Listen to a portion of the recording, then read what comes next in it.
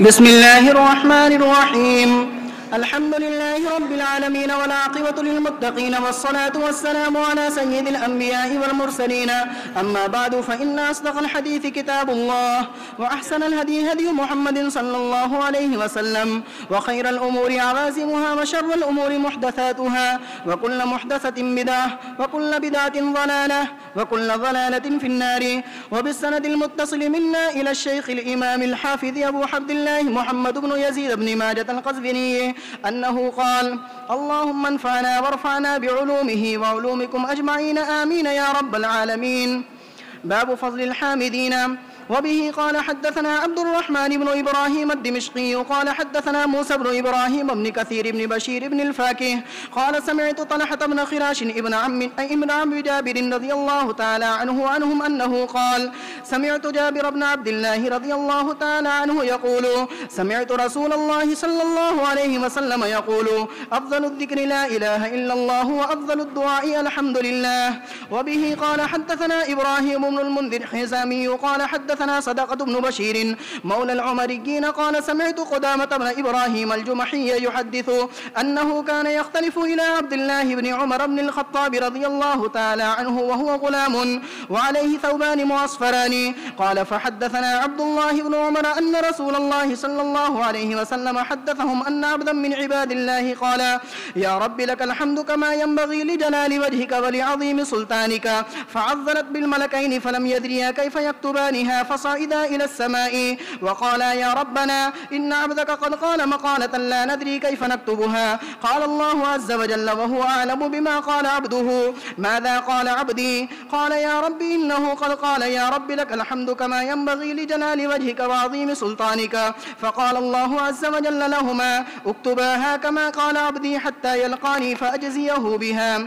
وبه قال حدثنا علي بن محمد قال حدثنا يحيى بن آدم قال حدثنا إسرائيل عن أبي إسحاق عن عبد الجبار بن وائل عن أبيه أنه قال: صليت مع النبي صلى الله عليه وسلم فقال رجل: الحمد لله حمدا كثيرا طيبا مباركا فيه. فلما صلى النبي صلى الله عليه وسلم قال: من الذي قال هذا؟ قال الرجل: أنا، وما أردت إلا الخير. فقال: لقد فتحت لها أبواب السماء فما نهنها شيء دون العرش. وبه قال حدثنا هشام بن خالد الأزرق وأبو مروان قال حدثنا الوليد بن مسلم قال حدثنا زهير بن محمد عن منصور بن عبد الرحمن عن أمه صفية بنت شيبة عن عائشة رضي الله تعالى عنها وعنهم أنها قالت: كان رسول الله صلى الله عليه وسلم إذا رأى ما يحب قال: الحمد لله الذي بنعمته تتم الصالحات، وإذا رأى ما يكره قال: الحمد لله على كل حال. وبه قال حدثنا علي بن محمد قال حدثنا وكيع عن موسى بن عبيدة عن محمد بن ثابت عن أبي هريرة رضي الله تعالى عنه وعنهم أن النبي صلى الله عليه وسلم كان يقول: الحمد لله على كل حال، رب أعوذ بك من حال أهل النار. وبه قال حدثنا الحسن بن علي الخلال قال حدثنا أبو عاصم عن شبيب بن بشر عن أنس رضي الله تعالى عنه وعنهم أنه قال: قال رسول الله صلى الله عليه وسلم: ما أنعم الله على عبد نعمة فقال الحمد لله إلا كان الذي أعطاه أفضل مما أخذ. باب فضل التسبيح. وبه قال حدثنا أبو بشر وعلي بن محمد قال حدثنا محمد بن فضيل عن أنوارة بن القعقاع عن أبي زرعة عن أبي هريرة رضي الله تعالى عنه وعنهم أنه قال: قال رسول الله صلى الله عليه وسلم: كلمتان خفيفتان على اللسان ثقيلتان في الميزان حبيبتان إلى الرحمن، سبحان الله وبحمده سبحان الله العظيم. وبه قال حدثنا أبو بكر بن أبي شيبة قال حدثنا عفان قال حدثنا حماد بن سلمة عن أبي سنان عن عثمان بن أبي سودة عن أبي هريرة رضي الله تعالى عنه وعنهم أن رسول الله صلى الله عليه وسلم مر به وهو يغرس غرسا فقال: يا أبا هريرة ما الذي تغرس؟ قلت: غراسا لي. قال: ألا أدلك على غراس خير لك من هذا؟ قال: بلى يا رسول الله. قال: قل سبحان الله والحمد لله ولا إله إلا الله والله أكبر، يغرس لك بكل واحدة شجرة في الجنة. وبه قال حدثنا أبو بكر بن أبي شيبة قال حدثنا محمد بن بشر قال حدثنا مسعر قال حدثني محمد بن عبد الرحمن عن أبي راشدين عن ابن عباس رضي الله تعالى عنهما وعنهم عن جويرية رضي الله تعالى عنها أنها قالت مر بها رسول الله صلى الله عليه وسلم حين صلى الغداة أو بعدما صلى الغداة وهي تذكر الله فرجع حين ارتفع النهار أو قال انتصف وهي كذلك فقال لقد قلت منذ قمت عنك 4 كلمات 3 مرات وهي أكثر وأرجح أو أوزن مما قلت سبحان الله عدد خلقه سبحان الله رضا نفسه سبحان الله زنة عرشه سبحان الله مداد كلماته. وبه قال حدثنا أبو بشر بكر بن خلف قال حدثني يحيى بن سعيد عن موسى بن أبي عيسى الطحاني عن عون بن عبد الله عن أبيه أو عن أخيه عن النعمان بن بشير أنه قال رسول الله صلى الله عليه وسلم إن مما تذكرون من جلال الله التسبيح والتهليل والتحميد ينعطفن حول العرش لهن دبج كدبج النحل تذكر بصاحبها أما يحب أحدكم أن يكون له أو لا يزال له من يذكر به. وبه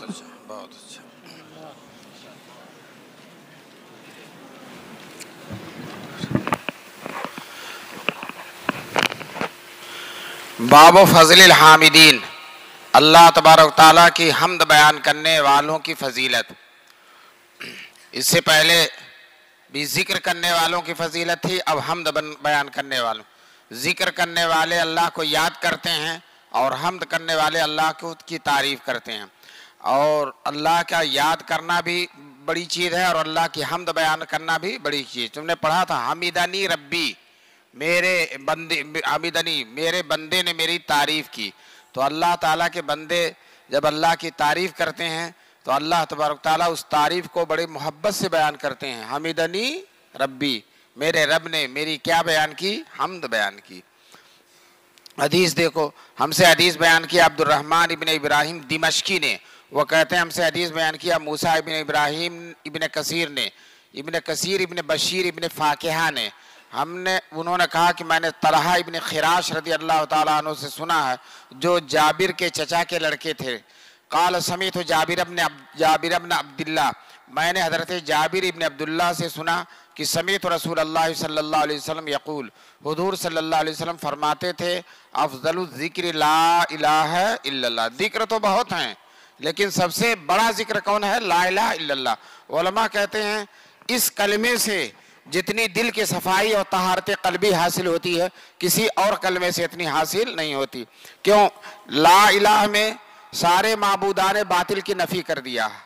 دل میں جتنے بھی خیالات ہیں، دل میں جتنی چیزوں کو دل نے خدا بنا رکھا ہے اور اسی طرح سے خارجی طور پر جتنے خدا بنے ہوئے ہیں سب کی نفی کر دیا. لا الہ ہے، کوئی معبود نہیں ہے، اور سب کی نفی کر کے پھر الہ واحد کا اثبات کر دیا. اس کو نفی اور اثبات کہتے ہیں. اور بتاؤ، سارے چیزوں کی نفی اور ایک اللہ کی اثبات، تو اس سے دل پر بہت زیادہ اثر ہوتا، بہت زیادہ. علماء لکھتے ہیں یہ جب زبان سے آدمی کہتا ہے تو دل پہ جاتا ہے، اور دل پہ جاتا ہے تو دل میں بیٹھ جاتا ہے اور اس کا اثر اعضاء پر ظاہر ہوتا ہے. حدیث میں رسول پاک صلی اللہ علیہ وسلم فرماتے ہیں کہ انسان کے جسم میں گوشت کا ایک ٹکڑا ہے، اذا صلحت صلح الجسد کلہ، وہ جب صحیح ہوتا تو سارے جسم صحیح ہوتا ہے. وہ بگڑ جاتا ہے تو سارا جسم بگڑ جاتا. اللہ وہی القلب. پھر حضور نے فرمایا کہ وہ کیا ہے؟ بولو دل. اب اس دل کو سب سے اچھا کرنے والی چیز، سب سے زیادہ اس کو صلاح پیدا اور اس کے اندر تزکیہ اور پاکی پیدا کرنے والی چیز یہی ہے. کون؟ لا الہ الا اللہ. اس لیے صوفیاء کرام اسی کا ورد کرتے ہیں اور اتنا کمال حاصل کر لیتے ہیں کہ ایک مسجد میں ایک جو ہے صوفی جو ہے بیٹھے ہوئے ذکر کر رہے تھے. جب لا الہ کرتے تھے تو نفی کا اتنا غلبہ ہوتا تھا کہ مسجد اور وہ خود غائب ہو جاتے تھے، اور جب الا اللہ کہتے تھے تو ساری مسجد اور سب موجود ہو جاتی تھی. سمجھے؟ اور یہ جب ذکر کرتے ہیں تو بعض دفعہ ایسا ہوتا کہ در و دیوار ان کے ساتھ مل کر ذکر کرتے ہیں، اور جو ہے اور بھی مخلوقات جو وہاں ہوتی وہ بھی ان کے ساتھ مل کر ذکر کرنے لگتے. فرشتے ان کے ساتھ ذکر کرتے ہیں، در و دیوار سے آواز آنے لگتی ہے. بڑی ہی اہم چیز ہے. جتنا زیادہ ذکر کریں گے اتنا ہی دل پر زیادہ اثر پڑے گا. کون کلمہ ہے؟ بولو. لا الہ الا اللہ. اور سب سے بڑی بات یہ ہے یہی کلمہ وہ ہے جسے ایک دفعہ پڑھنے کے بعد آدمی مسلمان ہو جاتا ہے. کہاں سے کہاں پہنچ جاتا ہے, ہمیشہ ہمیشہ کا جہنمی جنتی بن جاتا صرف ایک دفعہ پڑھنے میں. تو جب ایک دفعہ پڑھنے میں اتنی تبدیلی ہے کہ کافر مومن ہو جاتا ہے, تو اس کو بار بار بار بار بار بار پڑھو گے تو کتنے درجات بلند ہوں گے, اس کا کوئی حد و حساب نہیں ہے. فرمایا سب سے بڑا ذکر لا الہ الا اللہ. ہر حلقے کے, ہر سلسلے کے صوفیاء کرام اور بزرگان اعظام ہمیشہ اسی کا ذکر کرتے تھے, لا الہ الا اللہ. وافضل الدعاء الحمدللہ. اور سب سے افضل دعا کون ہے, بولو الحمدللہ. اس کا سمجھنا ذرا دشوار ہے, الحمدللہ تو دعا نہیں ہے, اور کہہ رہے ہیں سب سے افضل دعا, سب سے افضل ذکر لا الہ الا اللہ, وہ تو سمجھ میں آ رہا ہے. لیکن سب سے افضل دعا کون ہے, الحمدللہ ہے, یہ نہیں سمجھ میں آ رہا, اس لیے کہ الحمدللہ تو دعا ہے ہی نہیں. علامہ طیبی کہتے ہیں الحمدللہ کنایا ہے اہدنا الصراط المستقیم سے, اور صراط مستقیم سے بڑھ کر کوئی دعا نہیں ہے.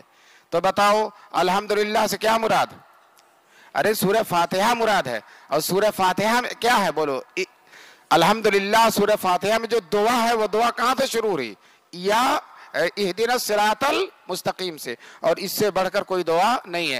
چنانچہ قرآن کریم میں جتنی دعائیں سکھائی گئی ہیں سب سے بڑی دعا یہی ہے, اور ہر نماز میں پڑھی جاتی ہے, اور کوئی نماز اس کے بغیر ہوتی نہیں ہے. کون دعا, اہدنا الصراط المستقیم. تو الحمدللہ سے مراد وہی اہدنا الصراط المستقیم ہے. دوسری بات سنو, علماء نے, علامہ طیبی, میں نام اس لیے لے لیتا ہوں تاکہ ذرا سا وہ بات اور وقیع ہو جائے کہ فلاں عالم کی کہی ہوئی ہے, ورنہ عالم کا نام نہ بھی لیا جائے تو کوئی حرج نہیں ہے. چنانچہ علامہ طیبی فرماتے ہیں کہ دیکھو الحمدللہ جب کہتا ہے بندہ تو اللہ کا شکر ادا کرتا ہے. الحمدللہ کہتا ہے تو کیا ادا کر, شکر ادا. اور شکر کے بارے میں اللہ نے فرمایا لئن شکرتم لازیدنکم. اور دعا مانگی جاتی ہے نعمتوں کو چاہنے کے لیے, اور الحمدللہ دعا کے مقصد کو بہت زیادہ پوری کرتی ہے. اس لیے کہ جب کوئی نعمت ملتی ہے آدمی اس پر کیا کہتا ہے, الحمدللہ. اب الحمدللہ اس نے کہا تو گویا کہ اللہ کا کیا کیا, شکر ادا کیا. کہتے ہیں کہ الحمدللہ یہ سب سے بڑا اللہ تعالیٰ کا شکر ہے الحمدللہ. تو الحمدللہ کہا تو اب شکر ادا کر دیا, اور جب شکر ادا کر دیا تو اللہ تعالیٰ فرماتے ہیں لأزیدنکم, میں نعمت بڑھا دوں گا. اور دعا کیوں مانگی جاتی ہے, نعمت بڑھانے کے لیے, اور اس الحمدللہ کہنے سے بھی کیا ہوتا, نعمت بڑھ جاتی ہے. تو افضل الدعا کون ہوا, بولو الحمدللہ. یہ دونوں باتیں یاد رکھنا, دونوں مفہوم جو جب تک امتحان نہ ہو بھولنا مت, امتحان کے بعد بھول جانا. تو افضل الذکر, افضل ذکر لا الہ الا اللہ ہے, اور افضل دعا الحمدللہ. طالب علم افضل دعا الحمدللہ میں کتنا مفہوم بیان کیا گیا, دو. ہم سے حدیث بیان کیا ابراہیم بن منذر خرامی نے, وہ کہتے ہیں ہم سے حدیث بیان کیا صدقہ ابن بشیر نے, اور وہ عمریین کے مولا ہیں, اور کہتے ہیں کہ سمیت قدامت ابن اسماعیل ابراہیم, میں نے قدامہ ابن ابراہیم سے سنا, الجحمی جمحی یحدث, و بیان کرتے تھے کہ انہو کان یختلف الی عبداللہ بن عمر بن الخطاب, میں جب بچہ تھا تو آتا جاتا, یختلفوں کا ترجمہ کرو, بولو آتا جاتا تھا. یختلفوں کی تعبیر آنے جانے میں اس لیے کہ یختلف آنے جانے میں اختلاف ہے, ایک دفعہ جا رہا ہے اور ایک دفعہ کیا کر رہا ہے, آ رہا.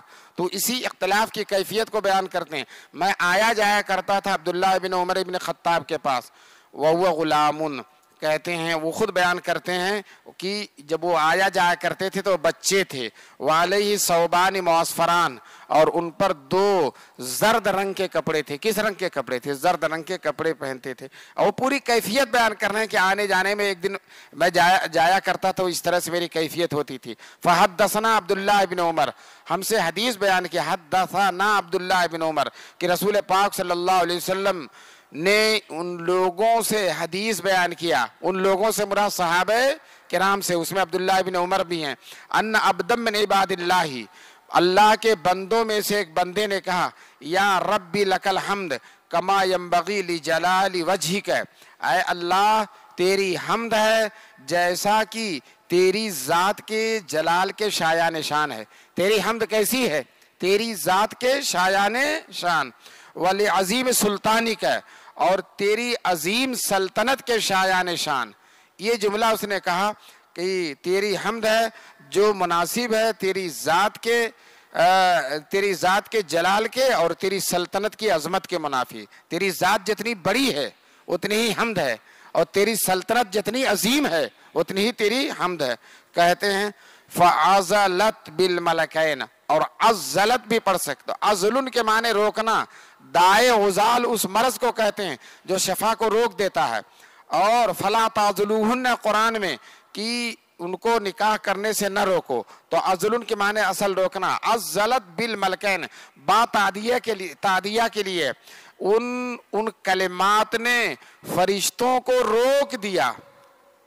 کیا ترجمہ کرو؟ فرشتوں کو روک دیا. دو فرشتے جو لکھتے ہیں آتے ہیں لکھنے, ان کو روک دیا. یعنی اتنا ثواب ہے کہ فرشتے لکھ ہی نہیں پا رہے ہیں. جیسے تم جو ہے کوئی بہت مشکل چیز ہوتی تو لکھنے کی استطاعت نہیں رہتی, یا لکھنا تمہارے بس میں نہیں ہوتا. تو فرشتوں نے کہا اللہ کیا لکھیں, اتنا ثواب کیا لکھیں. وہ فوراً گئے اللہ تعالیٰ کے پاس اور کہا آپ کے بندے نے ایسی حمد کی ہے کہ ہم اس کا ثواب لکھ ہی نہیں پا رہے ہیں. تو اللہ تعالیٰ نے کہا اچھا کیا کیا ہے میرے بندے نے, حالانکہ اللہ جان رہا ہے. صرف لذت کے لیے, استلذاذ کے لیے کہ فرشتے پھر اس بندے کی کیفیت بیان کریں. چنانچہ فرشتوں نے کہا بار الہ, اس نے یہ دعا کیا.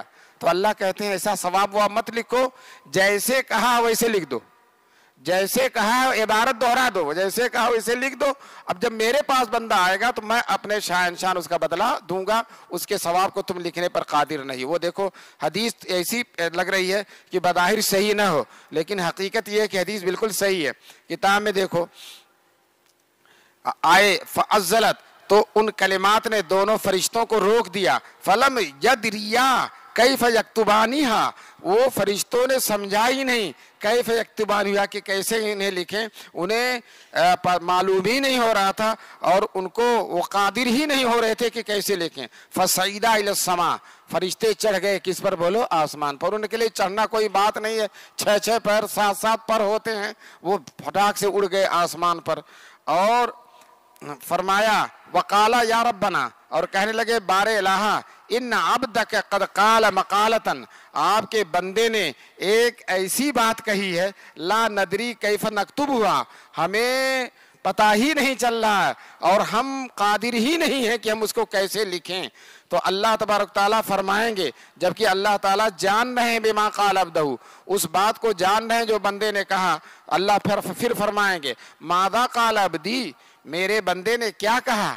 تو قال یا ربی, فرشتوں میں سے ایک فرشتہ بولے گا اے میرے رب انہو قد قال یا ربی لک الحمد, تیرے اس بندے نے کہا ہے کہ بار الہ یا اے میرے رب لک الحمد کما ینبغی, آپ کے لیے حمد ہے جیسا کہ آپ کی ذات کی عظمت کے جلال کے مناسب ہے, اور جیسا کہ آپ کی سلطنت کے عظمت کے مناسب ہے. جتنی آپ کی ذات عظیم ہے اور جتنی آپ کی سلطنت عظیم ہے اتنا ہی آپ کی میں حمد کرتا ہوں. تو فقال اللہ عز وجل, اللہ تعالیٰ فرمائیں گے دونوں فرشتوں سے اکتبا ہاں, بس اس کے کلمے کو کیا کرو تم لکھ دو, ثواب کو لکھنے کی ضرورت نہیں. کما قال عبدی, لکھ دو اس کلمے کو ہو بہو جیسا میرے بندے نے کہا ہے. حتی یلقانی, یہاں تک کہ میرا بندہ مجھ سے ملاقات, لقی یلقا کیا مانے ملاقات کرے گا میرا بندہ. فاجزی بھی, میں اس کو اس کا بدلہ دوں گا اور مجھے معلوم ہے کہ کتنا اس کو ثواب دینا ہے. طالب علم یہ کلمہ اگر یاد ہو جائے تو بہت بہتر ہے, اور نہ یاد ہو تو لا الہ الا اللہ تو یاد ہی ہے, افضل ذکر اس کو پڑھا کرو. یہ بھی اگر پڑھ لو کبھی تو اچھی بات ہے. ہم سے کیا بولے؟ اچھا پڑھنے لگے, بہت اچھی بات. یہ اس لیے پڑھ رہے ہیں کہ تاکہ آئندہ پڑھنا نہ پڑے, کم سے کم ایک دفعہ پڑھ لیں تاکہ آئندہ پڑھنا نہ پڑے. اور ان کے پڑھنے سے میں بھی ایسے ہی حیران ہو گیا جیسا کہ فرشتے حیران ہو گئے تھے, جیسا کہ فرشتے کیا ہو گئے تھے, حیران ہو گئے تھے کیسے لکھیں. تو تم بول رہے تھے, میں سوچ رہا یا اللہ کیسے پڑھاؤں, یہ بول کیوں رہے ہیں سب. جی دیکھو 2 عبادت مجھے ملی ہے جس کا بدلہ اللہ تعالیٰ خود اپنے ہاتھ سے دیں گے, اور عبادتوں کا فرشتوں سے دلوا دیتے ہیں. ایک تو روزہ, چنانچہ کہا گیا صوم لی वाना अजजी बिही, रोदा मेरे लिए है और मैं रोदा का बदला दूंगा। और ये कलिमात हैं, कहते हैं अल्लाह ताला फरिश्तों से हूबहू टेप कर लो, महफूज कर लो, और मेरे पास जब बंदा आएगा तो मैं अपने बंदे को बदला दे दूंगा। तो देने वाले अल्लाह हैं और लेने वाले बंदे हैं। देने वाला दस्ते करीम है और लेने वाला दामने तलब है। देने वाला दस्ते करीम है और लेने वाला बोलो दामने तलब है। इंशाअल्लाह बेहद बदला देंगे। और माशाअल्लाह तुमने ताज़ा ताज़ा पढ़ भी लिया है। हमसे हदीस में वो फरिश्ते फिर परेशान हो गए, समझे। और वो तो इसलिए परेशान है कि बहरहाल उस दिन तो एक बंदे ने पढ़ा था, ये सारे बंदे पढ़ रहे हैं। एक बंदे का तो हम लिख नहीं पाए, तो ये सारे बंदों का हम कैसे लिखेंगे। तो अल्लाह ताला कहेंगे बस सब लिख दो, और जब मेरे बंदे आएंगे मैं उनको बदला दे दूंगा। हमसे हदीस बयान किया अली इब्ने मोहम्मद ने, वो कहते हैं हदीस बयान किया यहिया इब्ने आदम ने, वो कहते हैं हमसे हदीस बयान किया इसराइल इब्ने अबी इसहाक ने, और वो अब्दुल जब्बार इब्ने वाइल से, और वो अपने बाप से नकल करते हैं। अब्दुल जब्बार इब्ने वाइल,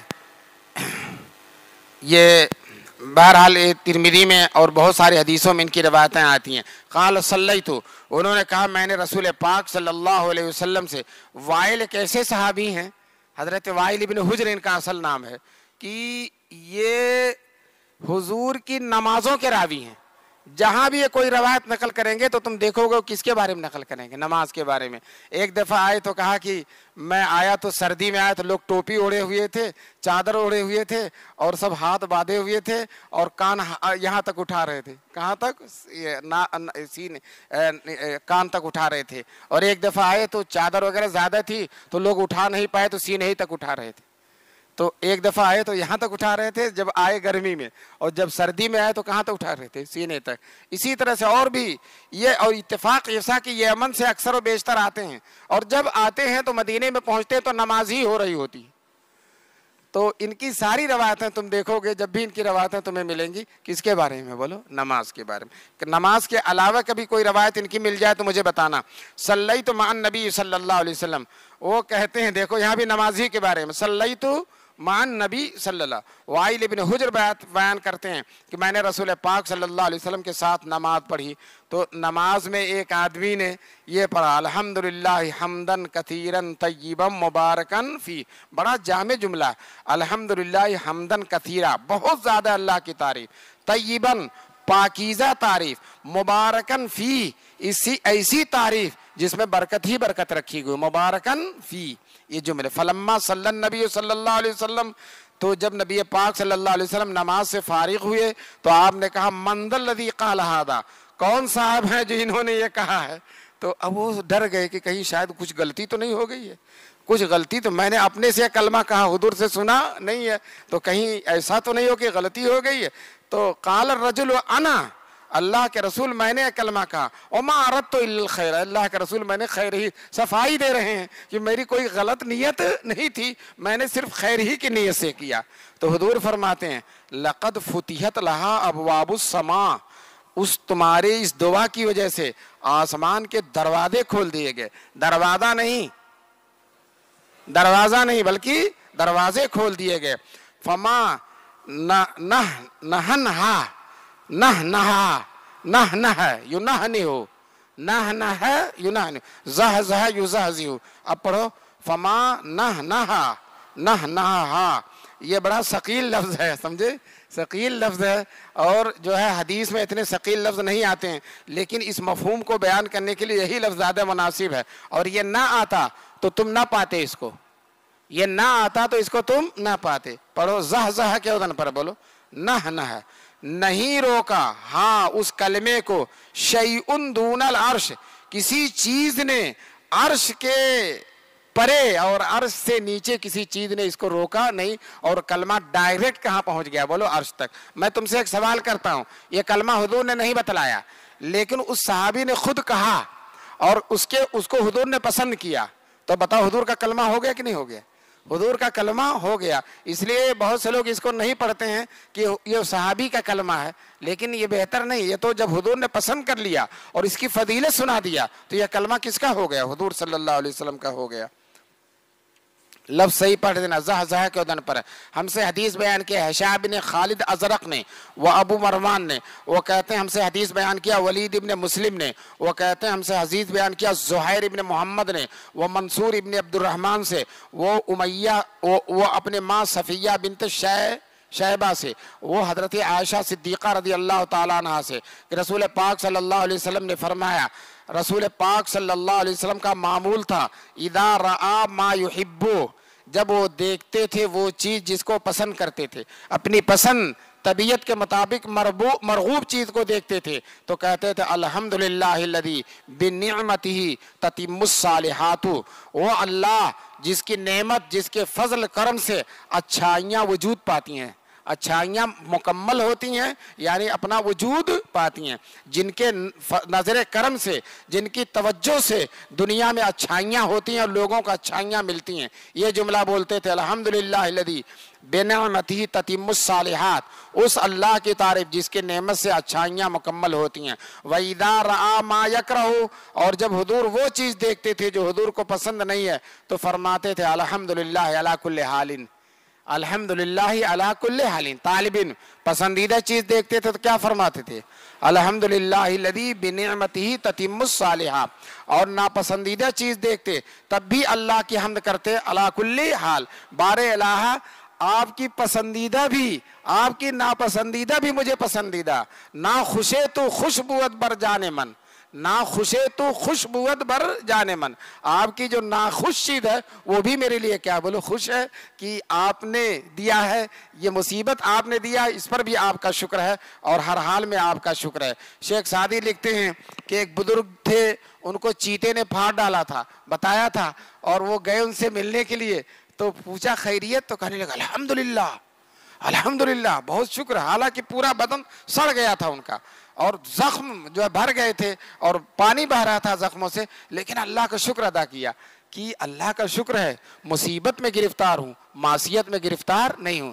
یہی جملہ شیخ الہند نے بھی فرمایا تھا جب شیخ الہند کو مالٹا گرفتار کر کے لے جانے لگا تو وہاں انہوں نے جو لوگ تھے ان کے سامنے فرمایا کہ غم کی کوئی بات نہیں، اللہ کا شکر ہے، مصیبت میں گرفتار ہوں، کس میں گرفتار نہیں ہوں؟ معصیت میں گرفتار نہیں ہوں۔ تو یہاں بھی حضور شکر کر رہے ہیں کہ لاکھ لاکھ شکر ہے، اللہ نے مصیبت ڈالی ہے، معصیت تو نہیں ڈالی۔ ہم سے حدیث بیان کیا علی ابن محمد نے، کہتے ہیں ہم سے حدیث بیان کیا وکی ابن موسیٰ ابن عبیدہ نے، وہ محمد ابن ثابت سے، یاد رکھنا موسیٰ ابن عبیدہ ضعیف ہیں اور ان کے استاد مجہول ہیں، یہ ضعیف ہیں اور ان کے استاد مجہول ہیں۔ ضعیف کون ہیں؟ موسیٰ ابن عبیدہ، اور ان کے استاد کون ہیں؟ محمد ابن ثابت۔ تو شاگرد ضعیف اور استاد بولو مجہول۔ ابو ہریرہ رضی اللہ تعالیٰ عنہ سے نقل کرتے ہیں کہ نبی پاک صلی اللہ علیہ وسلم نے فرمایا کرتے تھے الحمدللہ علی کل حال، اللہ تعالیٰ کی تعریف ہر حال میں، ربی اعوذ بک من حال اہل النار، اے اللہ میں آپ سے جہنمیوں کی حالت سے کیا مانگتا ہوں پناہ، وہ حالت نہ دیجئے جو جہنمیوں کی ہوتی ہے، اس کے علاوہ ہر حال دیجئے، جو حال بھی آپ دیں گے پسندیدہ ہے، لیکن جہنمیوں کا حال ہم کو نہ دیجئے، اس سے ہم پناہ مانگتے ہیں۔ ہم سے حدیث بیان کیا حسن ابن علی خلال نے، وہ کہتے ہیں ہم سے حدیث بیان کیا ابو عاصم نے، وہ شبیب ابن بشر سے، وہ حضرت انس رضی اللہ تعالیٰ عنہ سے کہ رسول پاک صلی اللہ علیہ وسلم نے فرمایا ما انعم اللہ علی عبد نعمتا، نہیں دیا اللہ تعالیٰ نے کسی بندے کو کوئی نعمت اور اس نعمت پر بندے نے یہ کہا الحمدللہ الا کان الذی اعطاہ، مگر یہ کہ ہو جائے گا جو اس نے ادا کیا ہے افضل جو اس نے لیا ہے۔ ذرا جملہ سن لو، جب کسی بندے کو کوئی نعمت ملے اور نعمت کے بعد وہ کیا کہتا ہے الحمدللہ، تو یہ الحمدللہ کہنا جو اس نے ادا کیا ہے، جو اس نے کہا ہے، جو اس نے اپنے زبان پر استعمال کیا، کیا الحمدللہ، یہ اس سے بہتر ہے جو اس نے لیا ہے، جو نعمت اس نے لیا اس سے یہ کیا ہے بولو بہتر ہے۔ جب یہ حدیث سفیان ابن عیینہ کے پاس گئی تو کہنے لگے یہ کیسے ہو سکتا ہے بندے کا فعل بہتر ہو جائے اللہ کے فعل سے؟ ارے بھائی جو نعمت اس نے لیا ہے وہ کس نے دیا؟ اللہ نے، اور جو اس نے ادا کیا ہے وہ بندے نے ادا کیا، تو بندے کا فعل اللہ کے فعل سے بڑھ جائے یہ ہو نہیں سکتا۔ اس لیے یہ حدیث مجھ کو سمجھ نہیں آتی، متن اس کا سمجھ میں نہیں آتا، حالانکہ متن ضعیف نہیں ہے، صحیح متن ہے۔ ذرا بتاؤ کیا سفیان ابن عیینہ نے کہا؟ بولو کہ بندے کا فعل بڑھ نہیں سکتا کس کے فعل سے؟ اللہ۔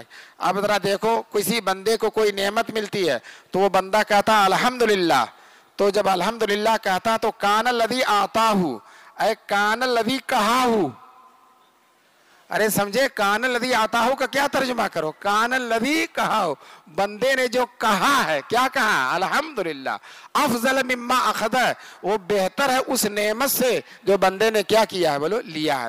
اب ایک سوال پیدا ہوتا ہے کہ بندے کا کہا ہوا بہتر ہے الحمدللہ اس نعمت سے جو بندے نے لیا ہے، کس کے دربار سے؟ بولو اللہ کے دربار سے۔ اس حدیث پر سفیان کو کیا اشکال ہے؟ اور بہت بڑے محدث ہیں سفیان ابن عیینہ۔ بولو یہاں تو لگ رہا ہے کہ بندے کا فعل جو الحمدللہ کہا ہے وہ بڑھا ہوا ہے اللہ کے اس فعل سے جو اللہ نے بندے کو نعمت کی شکل میں دیا ہے اور جس کو بندے نے لیا ہے۔ لیکن علامہ بیہقی کہتے ہیں یہ اس بہت بڑے عالم کی غفلت ہے۔ بیہقی کہتے ہیں یہ اس بہت بڑے عالم کی غفلت ہے۔ ارے بھائی، جو اس نے الحمدللہ کہا ہے وہ بھی اللہ ہی کی توفیق ہے، اور جو نعمت دی ہے وہ بھی اللہ ہی کی توفیق ہے۔ اب یہ توفیق اس لیے بڑھی ہوئی ہے کہ جو نعمت دیا ہے اس پر مزید نعمت نہیں ملے گی، لیکن جو الحمدللہ کہا ہے تو اس پر کیا ملے گی؟ مزید نعمت ملے گی۔ سناؤ لئن شکرتم لازیدنکم، تو وہ بھی فعل اللہ کا اور یہ بھی فعل اللہ کا۔ بتاؤ سفیان ابن عیینہ کہاں اور بیہقی کہاں؟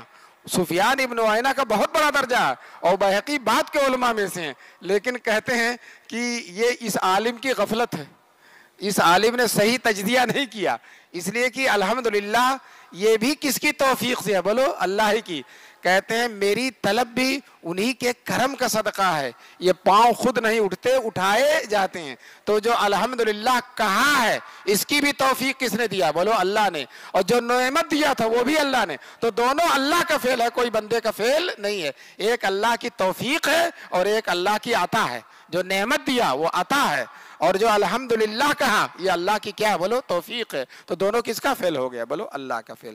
تم بتاؤ تم کو کس کی بات اچھی لگ رہی ہے؟ سفیان ابن عیینہ کی یا بیہقی کی؟ ہاں ہم کو تو سب کی اچھی لگ رہی، سمجھے؟ سب کی اچھی لگ رہی۔ آگے بات کو بڑھاؤ۔ ہاں پھر میں حدیث کا ترجمہ کرتا ہوں تاکہ ذہن نشین ہو جائے۔ ما انعم اللہ علی عبد نعمتا، نہیں دیا اللہ تعالیٰ نے کسی بندے کو کوئی نعمت اور بندہ کہے اس نعمت پر الحمدللہ، الا کان الذی آتاہ، مگر ہو جائے گا وہ کام جو بندے نے کیا ہے۔ آتاہو ادا کے معنی میں، تعلیم آتاہو ادا، جو بندے نے عبادت ادا کی، سندھی نے یہی ترجمہ کیا۔ افضل مما اخذ، وہ زیادہ بہتر ہو گئی اس چیز سے جو بندے نے اپنے اللہ سے بولو لیا ہے، حاصل کیا۔